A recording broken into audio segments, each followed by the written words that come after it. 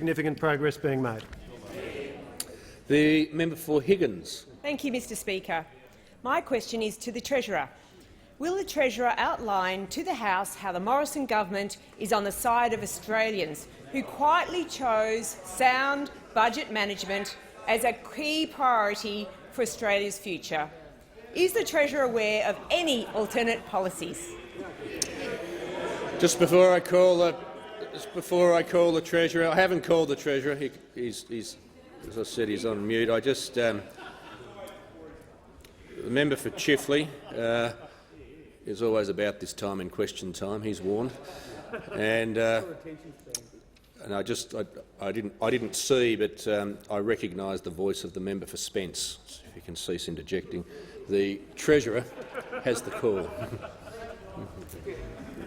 Well, thank you, Mr Speaker, and I thank the member for Higgins for her question. And she brings to this place an enormous amount of experience in the medical research field and as a leading paediatrician, and she'll be a fantastic representative for Higgins, Mr Speaker. Now, the member for Higgins knows, and we on this side of the House know, that we are backing Australians who want a stronger economy, backing Australians who chose at the last election responsible financial management and lower taxes, Mr Speaker. And we have an economy which is in its 28th consecutive year of economic growth, a AAA credit rating from the 3 leading credit rating agencies. More than 1.4 million new jobs have been created on our watch, and a budget that is coming back into surplus, Mr Speaker.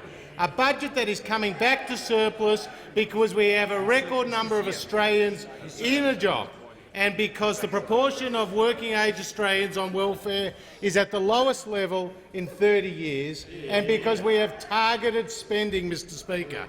Now, we know that when we came to government, we inherited $240 billion of accumulated deficits from those opposite, Mr Speaker. And instead of missing their final budget outcomes, Mr Speaker, in 2016-17, we delivered a final budget outcome that was $4 billion better, around $4 billion better than forecast. And in 17-18, it was around $20 billion that was better than forecast. And in 18-19, I'm confident that we will also outperform our budget forecast, Mr Speaker.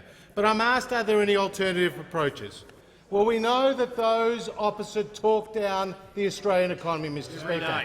And we know that just months ago they took to the Australian people a plan for $387 billion of higher taxes, Mr Speaker. And we know that when they were last in government, they announced invisible surpluses that were never delivered, Mr Speaker. And who did that, Mr Speaker? Well, Euromoney Treasurer of the Year, the former member for Lilly, did that, Mr Speaker. And the former member for Lilly with his carbon tax and his mining tax, Mr Speaker. But maybe we were too harsh. Maybe we were too harsh on the former member for Lilly. Because you know who was his chief of staff? You know who was pulling the strings? Set tax law, Mr Speaker! The Treasurer will resume his seat. Treasurer will resume his seat. Member for Moreton. Just going to say to the Treasurer, I know he's used that term a couple of times, and the fault for that lies with me. We're not going to return to unparliamentary language or not referring to members by their correct titles. Members on my right, and just members on my right, I think the Treasurer wants to get back to his answer when he can, and he needs to withdraw, and I'm not going to allow that situation to continue, and government ministers certainly won't like it if there's return fire, if I can put it that way. The Treasurer for 29. Yeah, it's okay. We've got the clock. 29 seconds. Yep. Well, okay, Mr Speaker, I withdraw, but I make the point that the member for Rankin was the co-architect of $387 billion of higher taxes.